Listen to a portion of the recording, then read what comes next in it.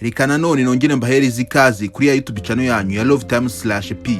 Muri uyu mwaka ushize hari ibintu bitagenze neza ku mpande z'abantu bose, ariko reka nkubwire ibintu 11 ugomba gusiga muri uno mwaka urangiye kugira ngo utangire umwaka 2026 ibintu byose bimeze neza, cyane cyane mu iterambere ndetse no mu mibereho yawe ya buri munsi. Ibyo bintu 11 ngiye kubabwira ni ingenzi cyane kuri buri muntu wese udukurikiye muri kano kanya.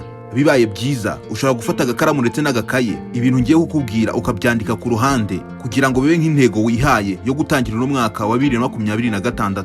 Nimba koko ushaka guhindura ubuzima bwawe bukaba bwiza kurushaho, haba mu iterambere ndetse no mu mitekerereze yawe ya buri munsi, inshuti yanjye, hari ibintu bibi ugomba kwikuramo ukabirekera umwaka 2025 maze ugatangira umwaka 2026 ibyo bintu utakibigenderaho cyangwa se utakibikora. Dore ibintu 11 ugomba gukura mu buzima bwawe kandi ukabikora bucece, ari nta muntu n'umwe ubibwiye cyangwa se ugishije inama. Uramutse utajya ufata mu mutwe nkuko nabikubwiye, wafata agakaye n'agakaramu maze ukagenda ubyandika, kuko nimba uri umuntu ushaka kugera aho ugera, ibi bintu ngiye kukubwira uko ari 11 ugomba kubizirikana neza kandi ukemera gutangira umwaka wa 2026 ibyo bintu wabiretse mu buzima bwawe utazongera kubisubira ukundi. Ubireke bisigare mu mwaka 2025 maze umwaka 2026 ubutangirane n'ingamba nshya. Ibyo ngiye kukubwira nuramuka ubihariye hahise hawe ho mu mwaka 2025 uzaba ureba kuntu umwaka 2026 uzakubera mwiza kurushaho. Ikintu cya mbere ugomba gusiga mu mwaka 2025 cyangwa se kikaba nk'amateka yawe yo mu mwaka wa 2025, ugomba kureka abantu bakagenda, ba abantu badafite umumaro mu buzima bwawe, ba bantu bahorana inzangano zidashira, amashyari. Abantu nk'abo bose ugomba kubakura mu buzima bwawe, utitaye ngo nuko ari inshuti yawe, ngo nuko mwamaranye igihe kirekire muri inshuti. Nimba ubona ko nta nama nzima yaguhereza mu buzima bwawe bwa buri munsi kugira ugira aho uva naho ugera, uwo muntu mukure mu buzima bwawe. Kimwe n'aba bantu bose bagenda bagusubiza inyuma mu iterambere ryawe, abo bantu ntabwo bakeneye mu buzima bwawe. Nimba ushaka gutangira uno mwaka 2026 ufite purpose, ufite ikintu ushaka kugeraho mu buzima bwawe, abantu nk'abo bari muvinge mu buzima bwawe. Wikita kugiye mu maranye muri inshuti. Uko ibihe bihinduka ni nako abantu bagenda bahinduka.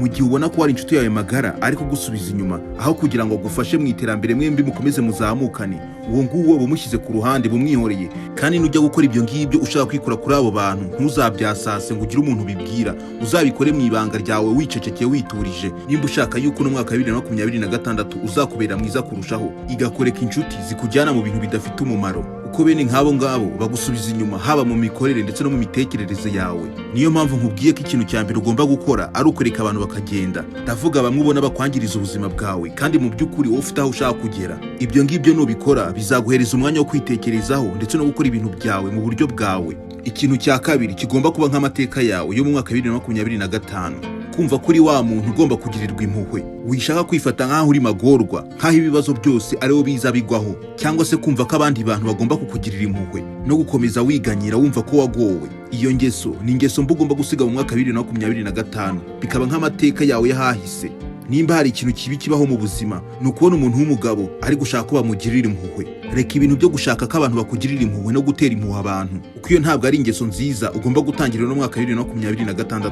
Yego nibyo kuko hari igihe ubuzima butugora pe, ariko ibyo waba uri gucamo byose nk'umuntu w'umugabo, nta muntu w'umugabo uba ugomba gutera impuhwe abantu cyangwa se ushaka kugaragaza nk'aho uri umunyabibazo kugira ngo abantu bakugirire impuhwe. Ibyo bintu byo kwigira amagorwa byo gushaka kugira ngo abantu bakugirire impuhwe ntabwo ari byiza, kuko ibyo bintu bikugira umunyantege nkeya kurushaho. Ni ububwa bukomeye cyane. Ibyo ngibyo byo gushaka kwiyumvikanisha ko kuri magorwa wagowe ko ibibazo byakurenze, ugomba kubisiga cyangwa bigomba kuba amateka yawe yo mu mwaka 2025. Kuko ibyo bintu mpamvu ugomba kubisiga, uba umeze nk'umuntu uri gushaka kwirebamo urwitwazo mu mutima wawe, kuko uzi ko ubuzima bwakunaniye cyangwa se hari ibyakunaniye kugeraho. Kandi inshuti yanjye, menya ko nta cyiza kijya cyiza giturutse muri bya bintu byo gushaka kwigaragaza ko wagowe kuri magorwa, kubabaje kandi ntacyo utakoze mu buzima ariko bikaba byaranze. Ibyo bintu byo kwigira umunyamaganya ushaka ko abantu bakugirira impuhwe cyane, ugomba kubereka ugatangira umwaka 2026 utakiri wa muntu ushaka ko bamugirira impuhwe. Bro, hari benshi hano hanze aha bagiye banyura mu bibazo bigiye bitandukanye, sometimes ugasanga bagiye bananyura no mu bibazo birengeje ibyawe, ariko kuri ubu ngubu akaba ari abantu bakomeye cyane, akaba ari ba bantu biteje imbere bagize aho bava naho bagera. So rero nawe wikomeza kumva ko byanze, wikomeza kumva ko abantu bagomba kukugirira impuhwe, wikomeza kublaminga abantu uvuga ko hari icyo bakagombye kuba bari kugufasha ariko kuri ubu batari kugufasha, kuko nabo bafite ibyo bibahangayikishije bari gushaka gukora. Niyo mpamvu utagomba gukomeza kwifata nk'umuntu ugomba kugirirwa impuhwe. Nimba ushaka gukomeza kumva ko ugomba kugirirwa impuhwe kuri umunyabibazo kurusha abandi, ibyo ngibyo ni urwitwazo rw'amafuti yawe no kunanirwa kwawe. Dore icyo ugomba gukora mu gihe uri kumva kuri muri bya bibazo byo kumva ko ugomba kugirirwa impuhwe cyangwa se kumva ko abantu bagomba kukugirira impuhwe. Ufite gukora cyane, ntabwo ugomba gukomeza kwigaragaza nk'aho uri umunyantege nke. Ikintu cya gatatu, ugomba kumenya uko uzajya ukoresha imbuga nkoranyambaga.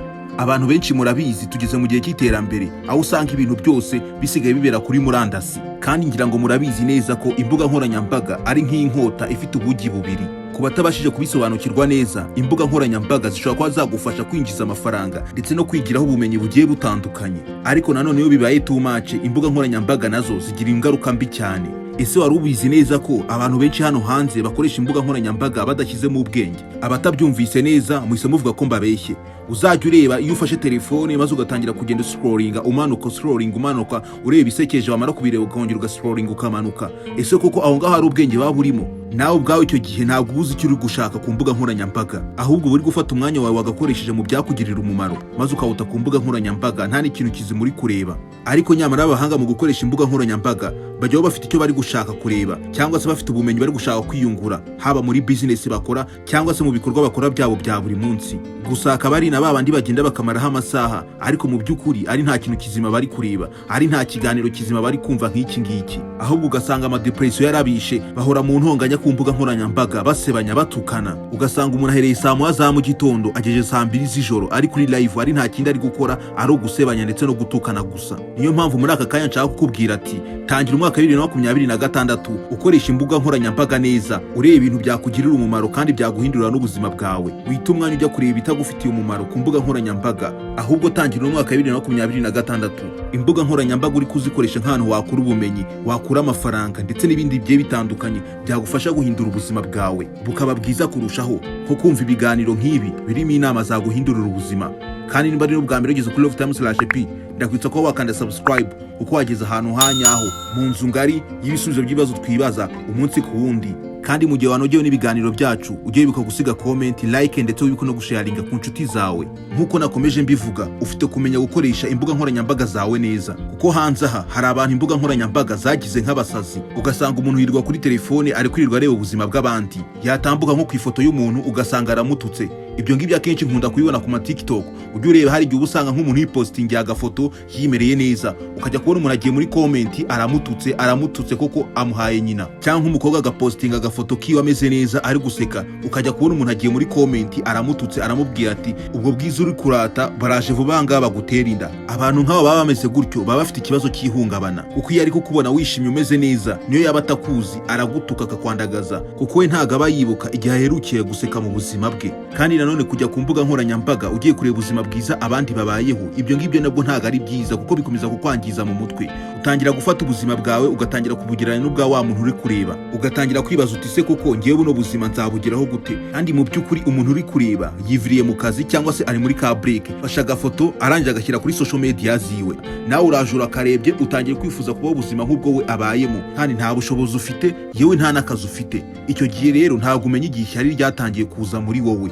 Ibyo bintu aba ari bibi cyane uri gukora, kujya ku mbuga nkoranyambaga utazi ikikujyanye cyangwa se utazi icyo ugiye kureba. Niyo mpamvu bibaye byiza muri mwaka 2026 dutangiye wajya ujya ku masocial media ari uko ufite ikintu ugiye kureba, kandi nanone ugashyiraho limit y'igihe ugomba kumaraho. Ikintu cya kane ugomba gusiga muri mwaka 2025 mbese kikaba nk'amateka yawe yahahise. Icyo kintu nta kindi ni ingeso yo kwishidikanyaho. Twese iyo turi gukurikirana indoto zacu cyangwa se bya bintu twifuza kugeraho mu buzima, twese usanga hari ahantu bigera ugasanga utangiye kwishidikanyaho, ugatangira kwibaza ati ese ubundi bino bintu ndi gukora ubundi nibyo, ubundi bizakunda cyangwa ndi guta umwanya wanjye w'ubusa. Rero hano iyo utangiye kwishidikanyaho uba uri kwangiza icyizere cyawe, uba utangiye no kwitakariza icyizere nawe ubwawe, maze ugasanga ubuzima bukomeje gutyo kuko nawe ubwawe nta cyizere ukifitiye, uhora wishidikanyaho, maze bimwe byose wapanze gukora bikarangira utabikoze kubera ko nawe ubwawe utakiyizera. ushobora kuba waragerageje kureba ama speech menshi ya motivation akubwira kwigirira icyizere mu byo ukora byose, ariko n'ubundi ibyo ngibyo ntacyo byakumarira utabanje kwiremamo icyizere ndetse no kwigirira icyizere wowe ubwawe.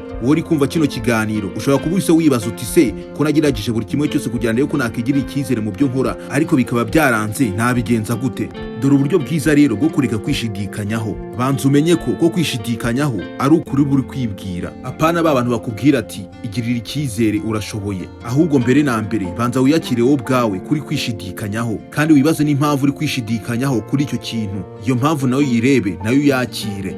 Impamvu abantu benshi bishidikanyaho ni ukubera kwa kundi umuntu aba mu buzima bahora bamubwira tujya wigirira icyizere urashoboye, ugasanga umuntu abayeho mu buzima yizeye ko azaba umubiriyoneri kandi mu by'ukuri ari nta na miliyoni n'imwe arakorera kuva yakitwa we, maze ugasanga uhorana icyo cyizere cyo kuzaba biliyoneri kandi utanazi n'ahantu iyo miliyoni yava, utazi n'inzira byacamo kugira ngo basi niyo miliyoni ubashe ko wayikorera, cyangwa ugahora wibwira ati ndacyari muti ibintu bizacamo, ibintu bizagenda neza. Gusa sometimes hakagera igihe nawe ubwawe ukicara ugatangira kwitekerezaho, ugatangira kubona ko ibyo wibwira bitazashoboka, kuko nawe ubwawe ntabwo uzi ahantu ayo mafaranga yazava. Nta cyizere ufite cyane amafaranga azava, kuko iyo urebye n'ubumenyi ufite ubona ntaho bwahera bubyara ayo mafaranga, maze kwishidikanyaho bikaba bitangiye gutyo kuri wowe. Wikishingikiriza kwigirira icyizere gusa, ahubwo nimba ubona ko hari icyo wakora kugira ngo ubashe kuba wagira aho uva n'aho ugana, bikore right now, kuko baca umugani mu Kinyarwanda ngo icyizere kiraza amasinde. Guhora uvuga ngo bizacamo, ese ubundi ubona bizacamo binyuze mu zihe nzira? Wikomeza kwiremamo icyizere kidafite ifatizo, ahubwo icara wirebe nawe ubwawe wisuzume, wibaza uti ese ubundi mfite ubumenyi koko bwagira aho bumvana naho bungeza? Ese mfite aho nahera kugira ngo mbashe kugira aho mva naho nigeza? Ibintu nk'ibyo nibyo ukeneye muri uno mwaka 2026. Ntabwo ukeneye za nkuru ziza zikubwira ati igirira icyizere anytime ukazafatwa, kandi mu by'ukuri nta naho ufite wahera. Mbere yo kwiyumvisha ko kazafatwa, banza utekereze ibyo wifuza kugeraho, urebe nimba kuko hari inzira byacamo kugira ubashe kuba waba successful, cyangwa se urebe nimba hari ubushobozi ufite cyangwa se ubumenyi ubifiteho. Ibyo nubona ari ntabyo ufite, ushobora kuba wapanga plan B, wenda ukegera ba bandi ubona bageze kuri bya bindi nawe wifuza kugeraho, ukareba icyo byabasabye kugira babashe kuba babigeraho. Naho ibyo guhorana icyizere ko kazafatwa anytime kandi ari nta n'ahantu ufite bizaturuka, aho ngaho nibwo kwishidikanyaho bitangira. Ikindi kintu nanone ugomba gusiga nk'amateka yawe mu mwaka 2025 ni ukugira inzika cyangwa se kugirira bagenzi bawe inzika. Iyo ufite inzika muri wowe akenshi bikwima amahoro yo mu mutima. Abenshi murabizi ukuntu umuntu yiyumva iyo afitiye urwango mugenzi we, uba wumva umufitiye umujinya, umufitiye umushiha ndetse n'uburakari. Ariko ndagira nkubwire ko urwo rwango uba umufitiye ushobora kurukoresha mu buryo bwo kugera ku ntego zawe, aho kugira urukoreshe mu buryo bwo kumugirira nabi. Nimba umuntu hari ikintu kibi yagukoreye cyangwa se yaragusuzuguye, reka urwo rwango yakuremyemo cyangwa yatumye wiyumvamo rukubere nk'imbaraga zigusunikira kugera ku ntego zawe. Reka tuvuge ko nk'umuntu yagusuzuguye akakubwira ko ari nta kintu uzigira wigezaho mu buzima bwawe, wifata rwa rwango wa mwanzi rw'uko yakubwiye nabi urukoresha ushaka kumugirira nabi, ahubwo ibyo ngibyo bihita bigutera motivasiyo yo gukora cyane kugira umwereke ko yakwibeshyeho, maze rwa rwango wari umufitiye ubu urukoresheje nk'intwaro igufasha kugera ku ntego zawe. Nshuti yanjye, nukomeza kwishyiraho umutima mubi wo gukomeza kwanga umuntu, menya ko nawe ubwawe uri kwihemukira. Ibyo bintu ni bibi cyane. Wikomeza kuvuga ati amaraso yanjye nayo uriya muntu ntabwo bihura, ngo uriya muntu ntabwo mwiyumvamo habe na gato. Ibyo ngibyo ntabwo ari byo ukeneye muri uno mwaka 2026, ahubwo ufite kwiga kubabarira abantu bose bakugiriye nabi, yaba ari abagusabye imbabazi n'abataragusabye imbabazi, bose ukabababarira kandi ukabikora atari bubigiriye. Nubikora muri buno buryo bizaguha amahoro kandi bizaguha no kwachivinga goals zawe nk'uko ubyifuza, kuko muri wowe uzaba utuje kandi bizajya bigufasha gutekereza neza. Ikindi kintu ugomba gusiga inyuma kikaba nk'amateka yawe yo mu mwaka 2025 ni ukwikuramo urusaku ukajya kure y'urusaku. Yego ndabizi urusaku ruba ahantu henshi, yaba ari mu kazi wirirwamo, yaba ari ahantu utambuka, hose uba usanga hari gusakuza. Gusa urusaku ndi kuvuga hano ntabwo ari rwa rundi ruza rukakumena amatwi, ahubwo ndavuga bya bintu wumva, bya bintu ugenda ubwirwa ku mpande n'impande bitandukanye, byaba ari ibifite umumaro ndetse n'ibidafite umumaro. Urwo ni rwo rusaku ndi kuvuga ugomba kwirinda muri uno mwaka 2026, ahubwo ugomba gutangira kugira umwanya wo kuruhuka muri wowe, nawe ubwo ukabasha no gutangira no kwitekerezaho, ukarelaxinga. Byaba ngombwa na telefone ukayizimya ukaba wanayikuraho kugira ngo nawe ubwawe ubashe kwiyumvamo umutuzo. Guhera aka kanya urukumva ibi, tangira wige kwiha umutuzo mu buzima bwawe, kuko burya biranagufasha. Hari n'igihe ubona ibisubizo by'ibibazo wibazaga kubera ko wafashe umwanya wo gutuza muri wowe. Ikindi kintu nanone ugomba gusiga nk'amateka yawe yo mu mwaka 2025 ni ukurekeraho kwigereranya n'abandi. Kwigereranya n'abandi bituma ugira umuhari muri wowe, maze bikakuzamurira urwango ndetse n'umutima mubi, bigatuma uta umwanya wawe uri gutekereza ibyo abandi bagezeho aho gutekereza ku byawe wifuza kugeraho. Yego, kwigereranya na mugenzi wawe ni kamere ya muntu pe, ariko nanone ntago bigomba kukubata ngo bibashe kuba byakwibagiza nawe icyo wifuza kugeraho. Kandi nanone ujye wibuka ko muri buno buzima buri wese agira igeno rye ndetse n'igihe cye. Jya umenya ko buri wese muri ino si afite urugendo rwe, kandi amaherezo y'urugendo twese birangira dupfuye. Aho kugira ngo buri munsi uzajye utekereza ku buzima bw'abandi, ahubwo utangira utekereze ku ntego zawe, maze nawe utangire kugira ibyo ugenda wikorera gake gake. Ikindi kintu nanone ugomba gusiga nk'amateka yawe yarangiye mu mwaka 2025 ni ugusiga ingeso y'amatiku cyangwa se gukomeza ugenda uvugavuga abantu. Wenda ku ruhande rwawe ushobora kuba kumva kuvuga abantu ari ntacyo bitwaye, ariko ndagira nkumenyeshe ko biriya bintu aba ari ibintu bibi cyane, kuko mu gihe uri kugenda uvuga umuntu kandi no muvugaho ibintu bibi uri kumwicira character yiwe. Ukomeza ugenda umuvuga nabi ku bantu benshi bagiye batandukanye, ba bantu uri kugenda umusebyaho bagenda bamufata bitandukanye nuko bamufataga. Mu mvugo nziza uba umeze nk'aho uri kwica wa muntu. Ikintu cya cyenda ugomba gusiga muri uno mwaka urangiye, nimba ushaka kugera ku iterambere muri uno mwaka 2026, ni ingeso yo kuvuga ati ntegereje igihe runaka kugira nzabashe gukora kino kintu. Hari abantu benshi bahorana imihigo ariko ugasanga bahora muri nzaba mbikora, maze bikarangira cya kintu wifuzaga gukora utagikoze. Ndagira nkubwire ko iyo ngeso ari mbi cyane, kuko hari byinshi yicawe kwe ko waragezeho kuri ino ncuro utarageraho, ariko kwa ko ibintu byose wabishyize mu nzagiye uhora ubihindaguranya. Niyo mpamvu kuri uno munsi wa none hari byinshi wiyemeje gukora ariko ubu ngubu utarakora. Mu gihe ufite uburyo ndetse n'ubushobozi bwo gukora ikintu, gikore nonaha. Ubwo nibwo buryo bwiza buzagufasha gukomeza kwiteza imbere muri uno mwaka 2026. Nanone kandi ikindi kintu ugomba gusiga inyuma muri uno mwaka 2025 urangiye, ni ukwikuramo ahahise hawe. Ibyarangiye byararangiye, utangiranye n'undi mwaka mushya. Uno mwaka rero ugomba kuwutangirana n'izindi ngamba nshya. Nimba hari situation mbi wanyuze mu mwaka 2025, ibyo byibagirwe, bigire nkaho bitigeze bibaho mu buzima bwawe, ahubwo wongere ufate izindi ngamba nshya, kandi imbaraga zawe ndetse n'ibitekerezo byawe ubikoreshe mu kwiteza imbere. Ntubikoreshe uri gutekereza hahise hawe, ahubwo bikoreshe utekereza ku hazaza hawe, kuko ibyo hahise ntacyo wabihinduraho, byararangiye. Gusa nanone nimba ari ubwa mbere ugeze kuri LoveTime/P, ndakwibutsa ko wakanda subscribe, comment, share ndetse na like, ni ingenzi cyane, nabyo ntubyibagirwe. Nababwira ati ni hano dusoreje ikiganiro cyacu cy'uno munsi. Mwakoze kubana nanjye. Yitwa Banaga, nitwa Pati. Imana ikomeze ibarinde.